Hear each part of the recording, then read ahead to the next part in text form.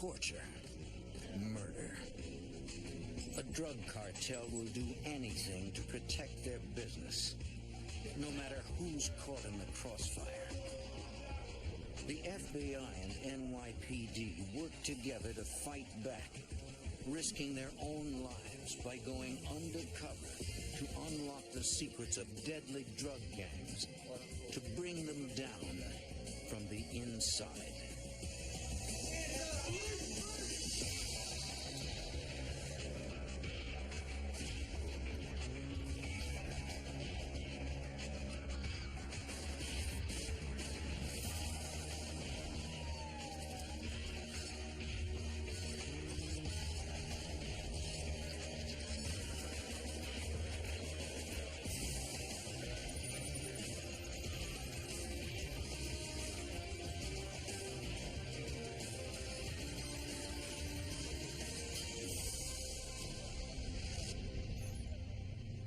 When the streets of New York flooded with crack cocaine in the 1980s, a wave of violence threatened to drown the city.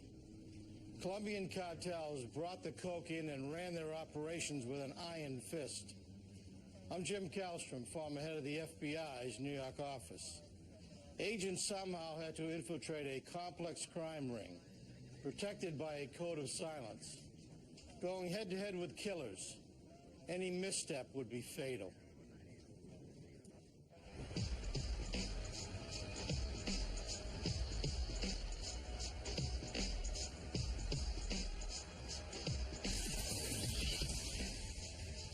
Cocaine. Cheap, easy to make, and highly addictive. When it hits the streets, violent crime follows. Most of the bloodshed occurs at the street level, among users and dealers. But innocent people suffer too. NYPD detective Richard Eppolito worked narcotics. This one gentleman that owned a Chinese restaurant came out one night, and there was a couple of individuals involved in drugs, and they'll do anything they can to get their next fix. Well, this particular gentleman had gold teeth, and they thought nothing of killing him. They just shot him dead, and while he's down on the ground, they pulled out their switchblades and they started prying his teeth out. In New York, the crack epidemic began in the late 80s. NYPD Lieutenant Mike Garrity. It was an extremely violent time. You had turf wars. You had people who just controlled a certain corner. If you set up to make a sale on that corner, there'd be a drive-by shooting. We were losing our youth. We were losing innocent bystanders to drive-bys. Every one of the index crimes went up. It was out of control back then. But arresting users and dealers individually does little to slow the onslaught. You know, it's never ending. It's just a constant flow. For every one or two guys you take down, there's others to replace them. The only way to stem the flow of narcotics is to find the organizations that import the drugs and dismantle them. To do this, the Department of Justice creates the Organized Crime Drug Enforcement Task Force. Known as C-13, the task force is made up of NYPD detectives and FBI agents. They know exactly who they're up against, according to Supervisory Special Agent Fernando Llanos. In New York in the early 90s, the situation was that you had Colombians in control of the drug trade. The two main drug gangs are Colombia's Medellin and Cali cartels. When the cartels ship drugs into the country, they smuggle them in by packing them among valid cargo, according to U.S. Customs Special Agent Phil Spinelli. With containerized cargo, you can conceal the narcotics in just about any type of cargo that you ship into the United States. They've liquefied narcotics and tried to put it into bottles. They've disguised it as dominoes. They put it into cans of guava paste and cans of peaches where the peaches were completely sealed. And they ship it in through New York City, one of the busiest ports in the world. In the New York area, we receive approximately 5,000 containers a day. Each of those containers probably have somewhere in the neighborhood of about 18, 20, maybe 30,000 pounds of cargo. So it's extremely difficult. It's like finding a needle in a haystack. When the drugs hit New York, they are distributed across the country. The task force is determined to shut off this supply of drugs and break the backs of the cartels. Our purpose in the task force was to build cases, try to monitor these individuals, try to infiltrate them, and take them down. To do so, Detective Ippolito immerses himself undercover in the shadowy world of drug traffickers. And he needs help. The most productive cases involve confidential informants because they know what's going on. They're already on the inside. Once the detective develops trust with an informant, doors begin to open. I had one particular confidential informant that was extremely reliable. In December 1991, the informant tells Ippolito about a man named Eduardo. He says Eduardo deals in cloned cell phones and might be connected to the Medellin cartel. He knows the Colombian cartels desperately want to do business with the American mafia. They felt traditional organized crime was here a long time. They know all the ins and outs, all the tricks. They have all the contacts. And that's basically what they were looking for. This could be the opportunity Ippolito's been looking for to get inside the cartel. He decides to go undercover, posing as a member of the mafia in an effort to orchestrate a large-scale drug purchase from the cartel.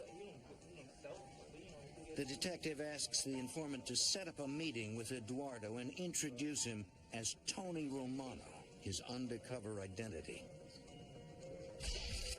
The informant goes to Eduardo and tells him about Tony Romano. Eduardo seems interested in a mafia connection and agrees to meet.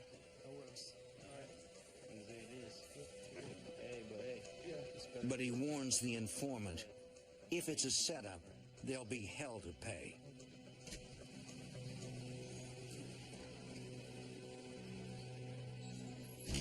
Undercover work is among the most dangerous assignments an officer takes up. If he's identified as a cop, he and his informant will likely be killed. Every meeting is scripted so the undercover knows what to say and what to avoid. An undercover operation is a carefully orchestrated deal. We just don't send the undercover out there. He doesn't operate in a vacuum.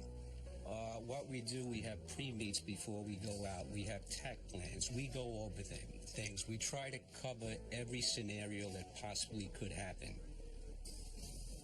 And when we decide to go out, the safety of the undercover is paramount. We have people that are assigned strictly to watch the undercover, provide security for them. You try to control the meet location. You're going to pick a location that you're somewhat familiar with. C-13 decides to have Ippolito meet Eduardo in a local bar. We set up outside, we surveilled, them arriving and going in, but we also sent agents and detectives, inside.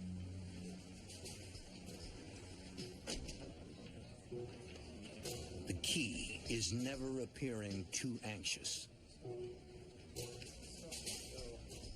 It was best not to jump right into the drugs because a lot of times when you do that, they raise up on you and they think you're the cops or the feds and they back off. So I figured I'd start off small, start off low, and try to do some cellular fraud business with this guy. Ippolito suggests a deal for cloned cell phones, reprogrammed phones that use an unwitting customer's service for free. He says he needs them for his mob activities. And I also told him that I don't want to jump right into the drug aspect because I don't know who you are. You know, so let's do this, and if we both come out of it okay, you know, we can move on. So a little bit of psychology there. Eduardo agrees to clone the phones for a price. After the meet, Ippolito debriefs the task force. By now, intelligence agents have uncovered more details about the drug dealer. Eduardo was considered like a street dealer or a mule. He wasn't well placed within any organization. He's a guy that would broker deals, try to hook you up with somebody, you know, stuff like that. He definitely wasn't our main focus in this whole investigation. We wanted to use him as a stepping stone to go higher up or go up the ladder. Claiming he's satisfied with the clone phone deal, Ippolito takes the case to the next level. He sets up another deal with Eduardo, this time for drugs. The detective has to maintain his mobster image. You basically have to show credibility. You have to be able to convince the people that you're who you say you are. In doing so, it means you have to walk the walk, talk the talk. Authorities need to play it cool. They don't want to order too much cocaine right away, which could tip Eduardo off. What we decided to do was just order a small amount. So 1 kilogram of cocaine is what we ordered from Eduardo. Eduardo comes through with a single kilo. A good sign he may be connected to a cartel.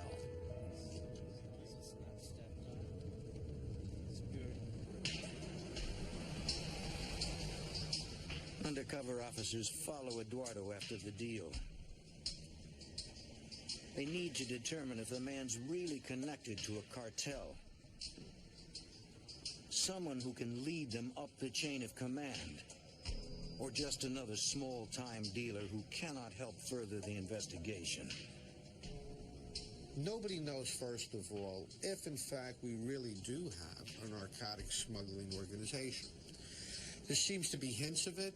There seems to be smoke, and what we're trying to do is see if in fact there is a fire there. Investigators spot a man and a woman who might be associated with Eduardo going in and out of a house. Hopefully, authorities can ID the pair later. This sort of meticulous and time-consuming work is required to gather intelligence and build a case against the cartels who operate under a strictly enforced code of silence. The C-13 task force also checks the purity percentage of the cocaine Eduardo sold them. It was extremely high quality. It was in the high 90s, which was like telling you that you're basically into the source, which is what we needed. Pure cocaine means no middlemen have cut it down yet. It looks like Eduardo is a good lead into the cartels.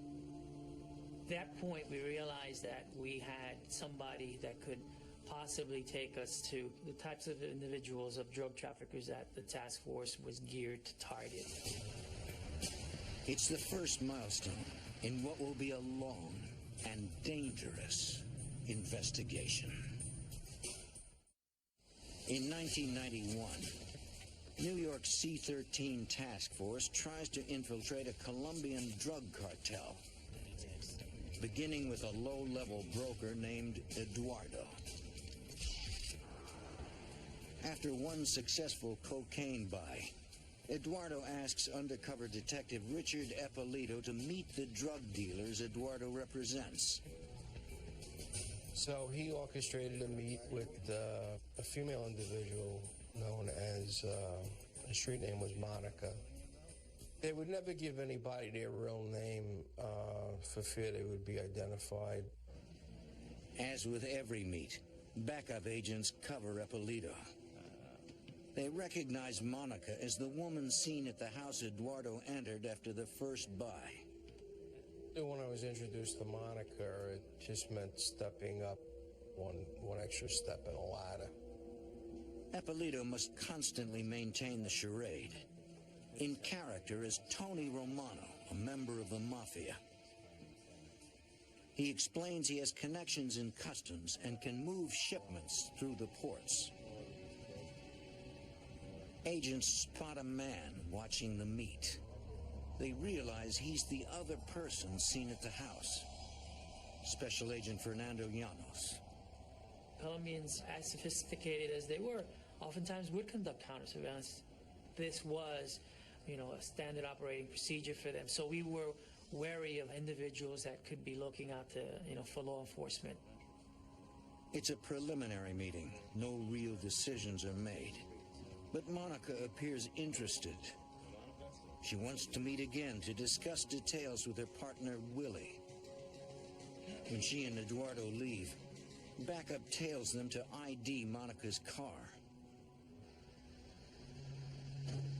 Later, in an effort to ID her, the task force has a uniformed officer conduct a routine traffic stop on the car.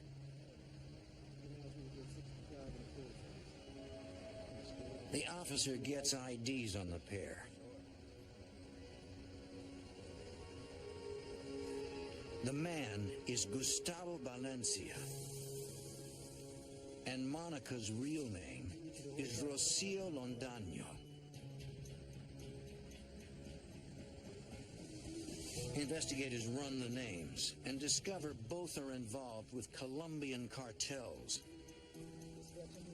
the vicious worldwide leaders of the drug trade. With this information, the C-13 task force opens an official federal conspiracy case and brings in U.S. Customs. From the reports, Customs agent Phil Spinelli confirms Valencia's street name is Willie. Willie had been identified as being at least a distant cousin of Pablo Escobar, who was the head of the major cartel at that time.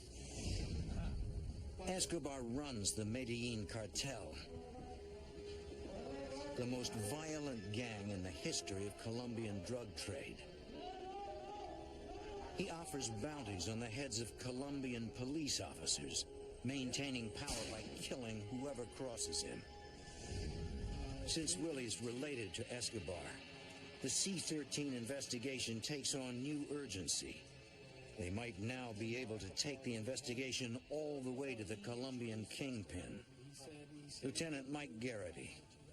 Ideally, in any investigation, you take it from point A to point Z. And that's what we were trying to do. We were trying to get from the lowest level to the highest level. And once we met Willie with his connections, we figured we were right on target during the course of this investigation. While undercover, Eppolito is constantly under the threat of death. He can never slip out of character. Tony Romano, the role he is playing, supposedly knows how the ports work, but Eppolito doesn't. In order to maintain his disguise, customs agents must give the detective a crash course on international transportation. It was extremely important for Richie to be knowledgeable about the ports. You have to remember, what Richie is posing as is a wise guy, a member of a mafia family. He's also purporting to have connections down at the piers, so he can guarantee the safe passage of the narcotics through customs. The only way he can convince Willie and Monica of this is to have enough knowledge of the inner workings of the pier, so when he explains to them how he intends to carry out the caper, it will be believable. It will be true. It will be accurate. Everyone working the case knows how important it is to hide Eppolito's true identity. They recall that in February 1985, decorated DEA Special Agent Enrique Camarena was ID'd as law enforcement by the Mexican drug gang he infiltrated. Gang members kidnapped him, tortured him, then stabbed him to death.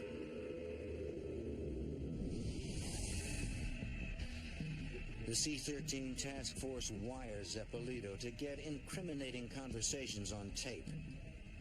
They are all aware that if Eppolito is discovered, it could be a death sentence. In previous meetings, no one has patted him down. But that could change. In this type of work, it's very easy to explain them finding a gun on you. I mean, that's part of doing business. You're going to have a gun on you. But it's extremely difficult to try to explain that little wire sticking up tape to your chest. Soon Eppolito meets Willie.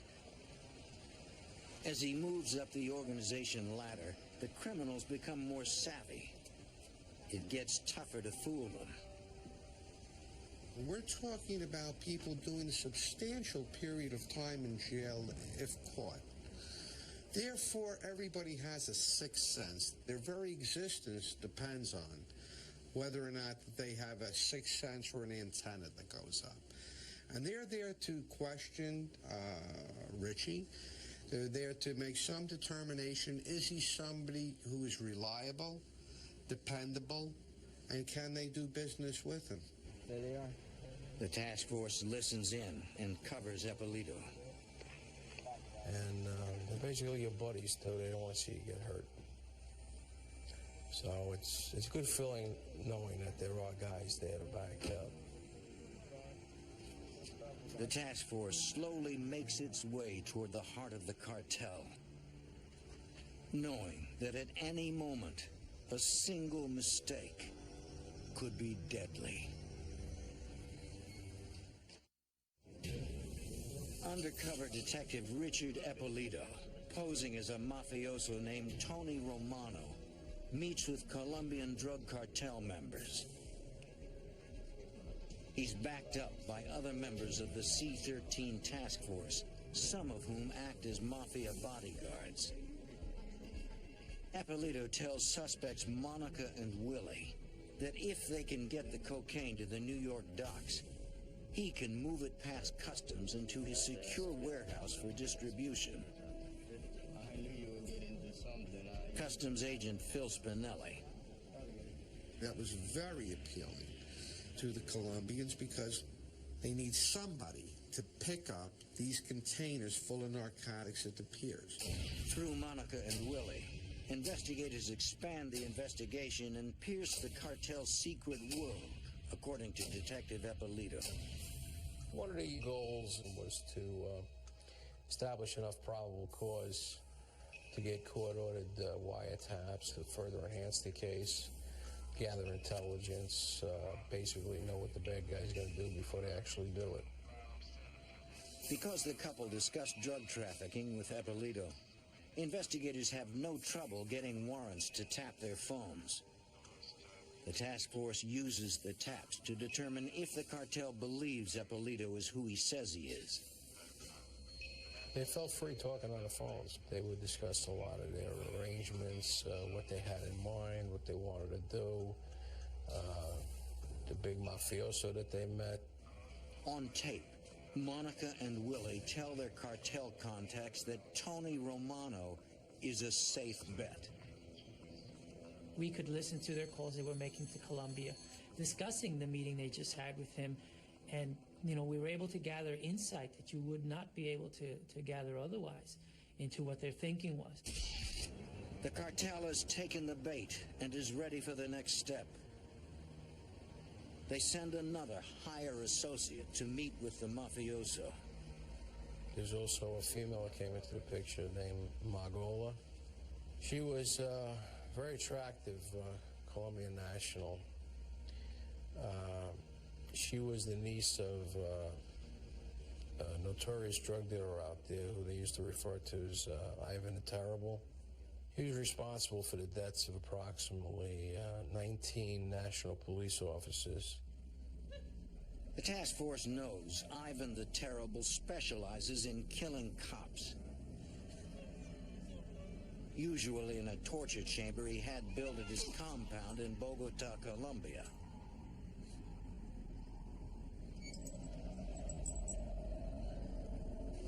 Ippolito must continue playing his role and needs to convince Magola that he's a mafia wise guy or risk being killed. And he's the perfect cop to do it. He grew up with some, quote, mob people. He knew how they acted. He had the looks. He knew the way to act. He knew the way to dress. And you give Richie a little bit of leeway. You give him a script, and he could play the role to a T, and he was absolutely excellent in playing his role.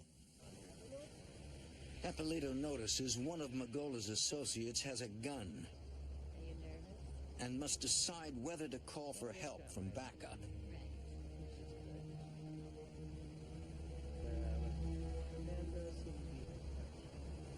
He takes the risk and stays in character.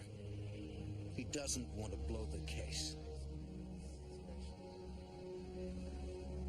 Backup knows what to do if anyone gets suspicious of them.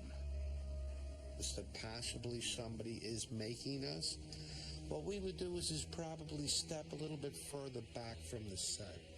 So they would think that to a certain extent they are seeing ghosts, where in fact there were no ghosts.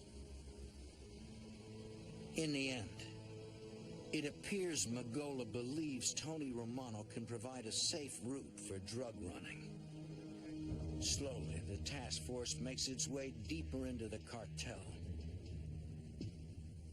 We were piecemealed individuals. First we met Eduardo, then we met Monica, then we met Willie, then it was Margolis. They kept introducing different people. The way it works, those people would report back to the people back in Colombia, and they'd say what's going on. It seems to be going well. But Ippolito can never let down his guard. He is in constant danger. If the cartel suspects anything, they could send assassins and hit Ippolito at any time, not just at a meeting.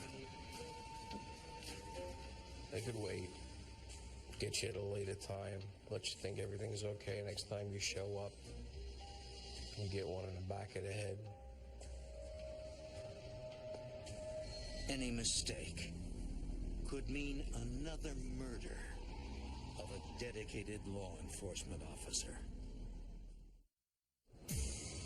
New York investigators try to infiltrate Pablo Escobar's Medellin drug cartel and dismantle it. As the case builds, the C-13 task force puts more resources into it, including an office for undercover detective Richard Ippolito's mafia character. We just had an undercover office in Floral Park, Queens. Then it was wired for both video and audio to document meets and gather evidence. It's the best place for monitored meetings, according to Lieutenant Mike Garrity. We were able to bring the people there.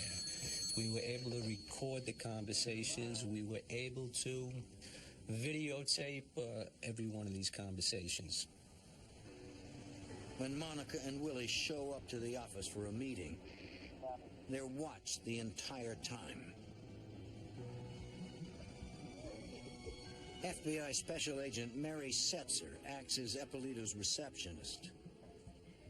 We met in the office approximately 2 or 3 times a month. My responsibilities were to answer the door when the subjects arrived, announce them to the undercover, and then usher them into the office. She's there for protection, but she's also part of the act. Richie frequently tried to ease the tension by making fake phone calls to me from the office during his meetings. He would pick up the telephone and say, "Make sure that order arrives tomorrow. Get that fax out." It's all done to convince the cartel members the detective is actually Tony Romano. You have to establish credibility with these people.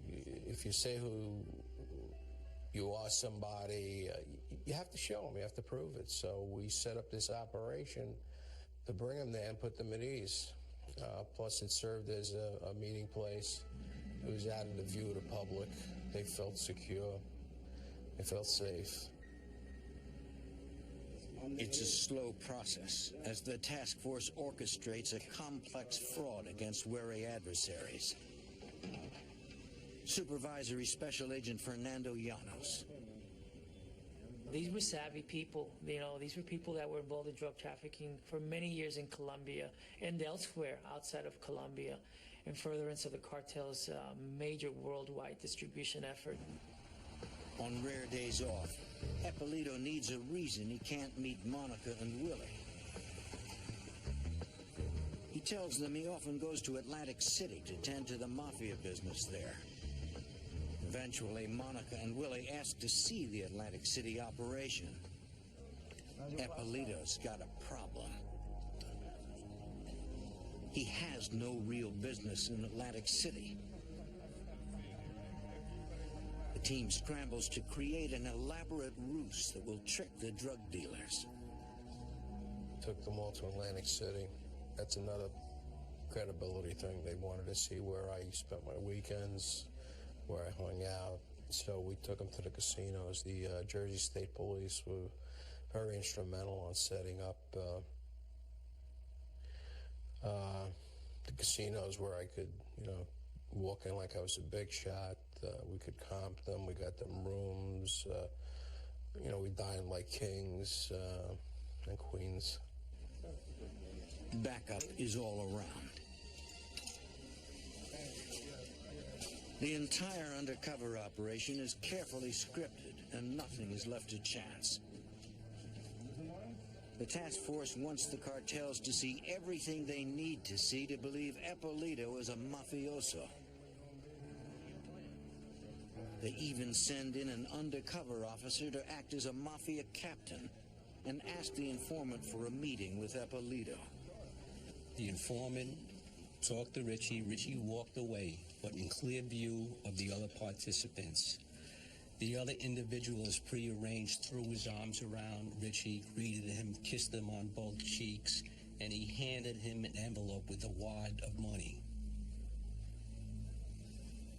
And Richie sent them on his way, walked back to the table, pulled out the wad of money in the envelope, leaped through it, put his back, and Richie complained that he's always working. Even in Atlantic City, he can't catch a break. And these people were totally impressed with this.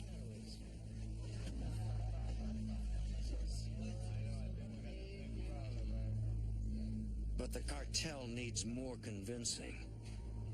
They send an interrogator to meet with Eppolito. His street name is Sammy, and he specializes in finding undercover cops. The room is fully wired, and agents watch from an office in the hotel. In touch with backup stationed near the room. They must protect Eppolito, but they can't move too soon. You have to make a decision basically in a split second. And if you make the wrong decision in a case like this, let's say to move in, you could blow maybe about a year's worth of investigation. Now, if you move too slow, you could lose an undercover. Sammy starts the interrogation. I didn't pat him at the door to see if he was armed or not, but a lot of these guys are armed, and you got to be careful. And I had to make sure I came up with the right answers, because if we had any inclination that I was either a bad guy looking to rip him off or law enforcement, God knows what might have happened. Several times, Sammy hints that he thinks Eppolito's trying to trick them. We were extremely close there. We could have got in there in a couple of seconds, but those couple of seconds could have meant life or death. So it is a gut-wrenching situation. As Sammy continues to press Eppolito, agents fear that one wrong answer could destroy the entire investigation, and Detective Eppolito would be killed. Undercover Detective Richard Eppolito faces off against an interrogator from Pablo Escobar's drug cartel, a man known only as Sammy. He demands details of Eppolito's past crimes to prove he really is a mafioso. Agents watch the meet, ready to send in backup. At some point during the interrogation process, I felt I had to put a stop to it before either I said something that I couldn't back or the informant. And I basically stood up. I told him, I says, listen, I says, do you really expect me to tell you everything I've done? Do you expect me to tell you the people I've killed? The people I've dealt drugs with? I says, for all I know, you could be a cop, you could be an agent. I says, I told you what I'm going to tell you. You don't want to work The detective takes a risk, in character as Tony Romano, demanding more respect. I says, here's my hand. Either you feel comfortable with me, or it's a pleasure meeting you, and I'll take my business elsewhere. The tension rises. And he got all upset and walked off to the side, talking to them. There was some hollering and screaming in Spanish, of course, which I didn't understand. Sammy and the others might be planning something violent, but Eppolito can't back down now. You can't show that you're intimidated or afraid of them. I mean, that's the worst thing. You got to come on just as strong or even stronger than they do at times. Detective Mike Garrity is seconds away, but seconds might be too late. We were getting ready to move in, but Richie handled it excellent. He was able to get out of it. Watch post number 1, all units stand down, everything's okay. Finally, Sammy decides Eppolito is the real thing. He came back, smiled, shook my hand, and he said, we'll be doing business. Once again, the detective has conned the criminals. Customs agent Phil Spinelli. It's all part of being an undercover. It's all part of being able to act calmly under pressure. And Richie, of course, being the pro he is, handled it very well. It seems like endless meetings. But this level of caution is how the cartels grew so powerful. You're dealing with formidable adversaries. I mean, there was a lot of negotiations before we got down to the fine movements of getting the drugs from Colombia over to here. As the investigation deepens, the next step up the ladder is Hernando Sanchez Eneo, a high-level cartel member. He suggests going beyond a single shipment and opening a new drug pipeline into the U.S., a marriage of the Colombian cartels and the American mafia. We gave them the opportunity to move a product without law enforcement interceding from the pier to one of our warehouses. So, in effect, what we did, we provided one-stop shopping for this organization, and they loved it. The addition of Hernando means the C-13 task force is moving deeper into Escobar's cartel. It was a feather in our cap to get him involved in this particular thing, and more we knew we were getting closer and closer to the source. With a warrant, investigators tap Hernando's phones. To protect Eppolito, they route calls through a secure Atlantic City phone number to his New York home. During one call, Hernando asks Eppolito to come to Colombia with him to inspect a cocaine shipment. It's too dangerous for Eppolito to go. It would be like walking into the lion's den. And the task force would be unable to protect him. But if he backs out, the cartel may grow suspicious and kill him. Undercover detective Richard Eppolito was working to bring down the powerful Medellin drug cartel. Hernando Sanchez Aneo wants him to accompany him to Colombia to inspect a cocaine shipment. The detective must get out of the trip. It's too dangerous. His team could not protect him on foreign soil. Thinking quickly, he tells Hernando he can't leave his mob business unattended and hopes he doesn't suspect anything. I mean, one of two things could happen. They could just walk away from you and never have anything to do with you again. Or depending on how far you are into their group or organization, how much you do know, your life could be at risk. Eppolito gets a break. Hernando falls for the story. The task force continues to follow the suspects to ID more associates. Investigators watch as Hernando meets with a man identified as Mauro Trujillo, a high-level cartel member who's been wanted by the DEA for narcotics trafficking and money laundering. Agents want to grab him, but they don't want to blow the current investigation, so they wait.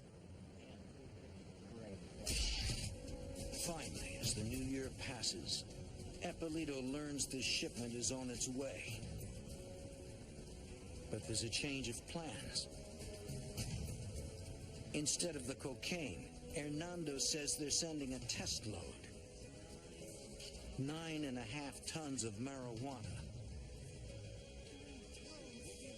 In character as Tony Romano, the detective acts upset at the change. But it's a big load, and would be the evidence they need to bring the operation to a close. It was a heck of a test load. Normally, we hadn't seen anything like that. Test loads were like 1 or 2 kilos. See if it gets seized, goes out to the street, let's see what happens. The task force can't let that amount of drugs on the street. When the load arrives at the New York docks, undercover investigators transport it directly to Eppolito's warehouse. The investigators need to check the container's contents. But there's a seal on its door to ensure no one has opened it. It's a common practice in international shipping. Agents need to find a way to get inside and keep the seal intact. U.S. Customs Agent Phil Spinelli. What they were able to do is to detach the door without breaking the seal. At first, it looks like a normal shipment of clothing.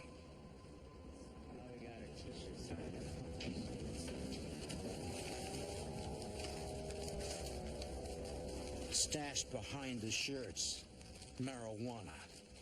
Literally tons of it. We recovered somewhere in the neighborhood of about 272 cartons or crates containing 19,000 pounds of marijuana valued in excess of $21–22 million. They're definitely dealing with a major cartel. It's not easy to put together 9.5 tons of marijuana. These people had the resources to do all this. These were bad guys, major violators. They, they plagued this country with this stuff. And,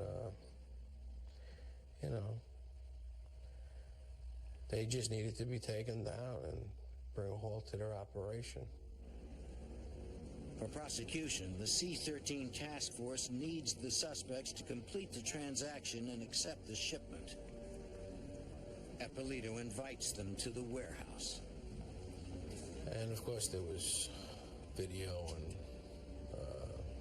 surveillance equipment in place. We had one of my workers come with a big bolt cutter and cut the seal on the back of the container. And I handed them the seal. I said, here's a souvenir for you. And they could see that the load was sealed. It wasn't tampered with. It got here in one piece. And I happened to have an Italian switchblade on me, by the way. I cut it open, and they examined it, and they were happy. They saw it was the stuff they had sent over, and they also wanted to take some back with them. But Ippolito can't let the drugs hit the street and uses the cartel's unplanned switch from cocaine to marijuana to his advantage. I said, now you screwed me, and, this is basically how it's going to go. You're going to do what I tell you to do. I want those 5,000 kilos here. When I get my drugs, then you get your marijuana. The suspects panic. They are desperate to take control of the drugs. Shockingly desperate. Monica actually offered up her baby to me as a form of collateral and good trust. It's a stunning move no one expects. Fear comes across when you hear stories like that. The reason being is that if she's willing, they give her child up to this unknown criminal figure. What would she have done to myself or any member of the investigative team if in fact she found out we were law enforcement, or if in fact she found out that Richie in reality was an undercover police detective? It sends a couple of chills up your spine. Ippolito stands firm. He will not release the marijuana until the cocaine he ordered comes through. The cartel members finally agree and plan to meet later.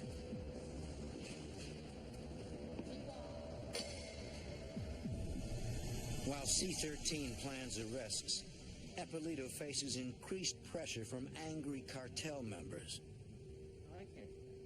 It got pretty heated during these latter meetings because they kept pressuring him to release the drugs, to release some of the marijuana so they could then sell it. On February 3rd, 1993, more than a year after the investigation began, the arrest plans are finalized. The task force moves in. They start with Willie and Monica at Ippolito's office. By this time, the pair suspects nothing. They were bewildered. They didn't know what was going on. Guys coming with shotguns, guns out, bulletproof vests on. Then, the man they knew as Tony Romano emerges. I went out there to speak to them and try to get them to cooperate. And I told them, you know who I am? I'm the police. And I guess they felt betrayed and that I had deceived them, which I did, in the interest of justice. And Willie actually looked at me with tears in his eyes, and he says, how could you do this to me? I said, well, Willie, I says, you come into this country, you bring this stuff, you destroy our people, our youth. I said, I'm a police officer, I'm a detective. I says, I'm here to uphold the law. I said, you broke the law. I said, you people are under arrest. And that was it, and I walked out of the room.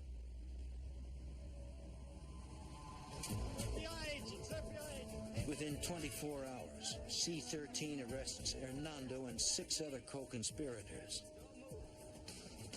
Magola is never found, having fled to Colombia. Eduardo Monica, Willie, Hernando, Trujillo. They all pled guilty. However, Mauro Trujillo, also known as Restrepo, fled the country and left for Colombia. The FBI is looking for information regarding the whereabouts of Mr. Trujillo. If anybody has that information, they can call the New York office of the FBI at 212-384-1000. More than a year of dangerous undercover work by the agents and officers of the C-13 task force helped cripple a drug cartel many thought was unstoppable.